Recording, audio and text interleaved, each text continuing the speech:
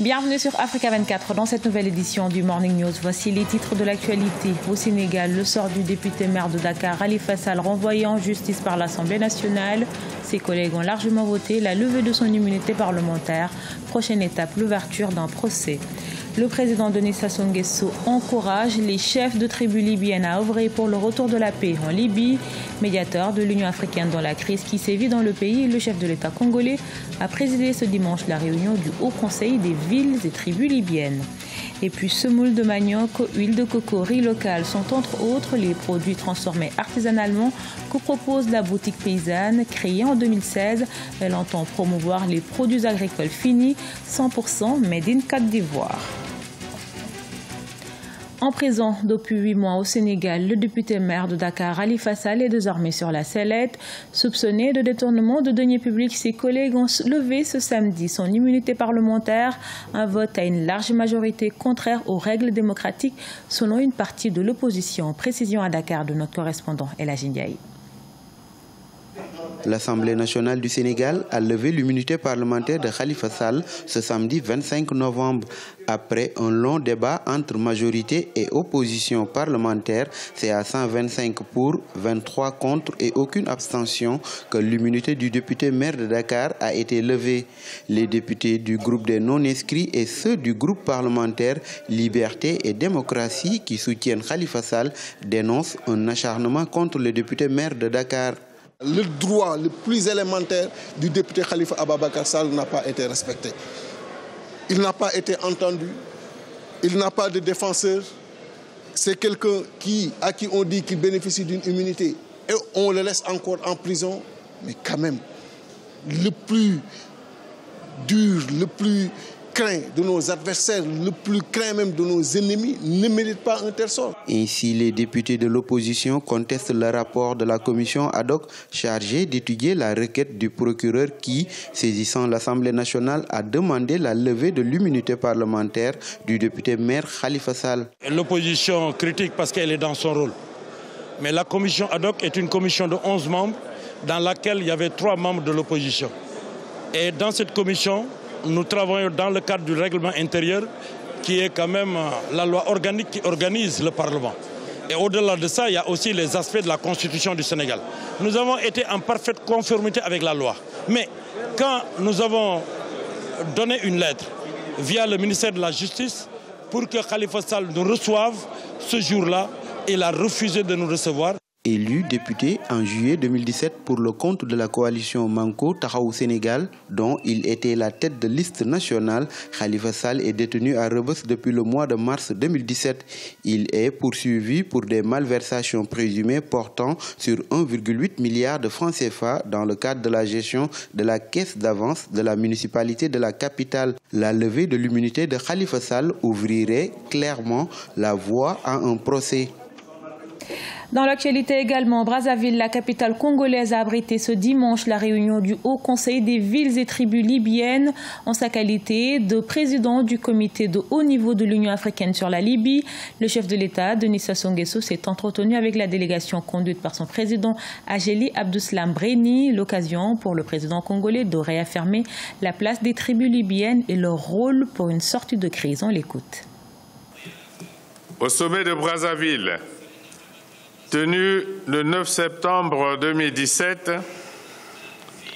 il a été retenu le lancement des échanges entre les comités de dialogue et la poursuite des pourparlers interlibyens.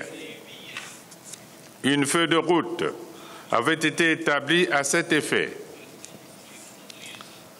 À n'en point douter, nos consultations nous ont davantage convaincus de l'importance des chefs de tribu que vous êtes.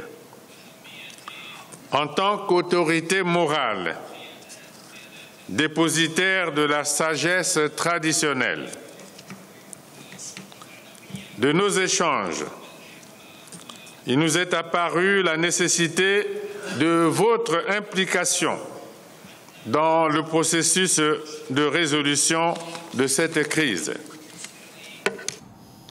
Avec une contribution à hauteur de 30% du PIB, l'agriculture emploie environ 80% de la population rwandaise. Afin de stimuler le secteur, le gouvernement a introduit en 2007 le programme national de consolidation des terres. 10 ans après, quel bilan tiré de ce programme destiné à améliorer le rendement agricole au pays des 1000 collines? Élément de réponse dans ce reportage de notre correspondant Fraterne Lakiaisang.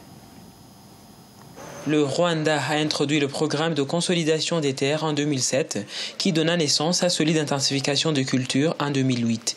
10 ans après le lancement de ces importantes réformes agricoles, le bilan est positif selon les autorités rwandaises, même si quelques citoyens peinent encore à comprendre les raisons de ces changements très importants pour la stratégie rwandaise de la croissance économique et la réduction de la pauvreté. C'était très difficile pour nous de quitter la production agricole de subsistance à un système d'agriculture orienté vers le commerce. Si sur 1000 hectares par exemple, nous avons 80 types de cultures pour différents agriculteurs. Cela veut simplement dire qu'on ne pouvait satisfaire aucun marché. Ces deux programmes sont très importants pour nous en tant qu'agronomes. Il est tellement facile de faire le suivi des cultures choisies pour une même étendue par rapport à la situation d'avant où on devait courir dans le champ de chaque citoyen. À part ça, il est aussi facile d'augmenter le rendement pour satisfaire le marché.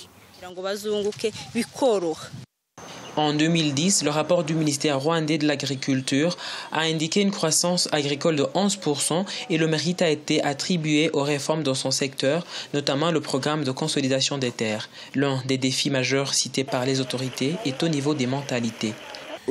Nous avions l'habitude de cultiver du haricot, le sorgho, mais surtout les bananiers. Mais aujourd'hui, on nous impose seulement le maïs.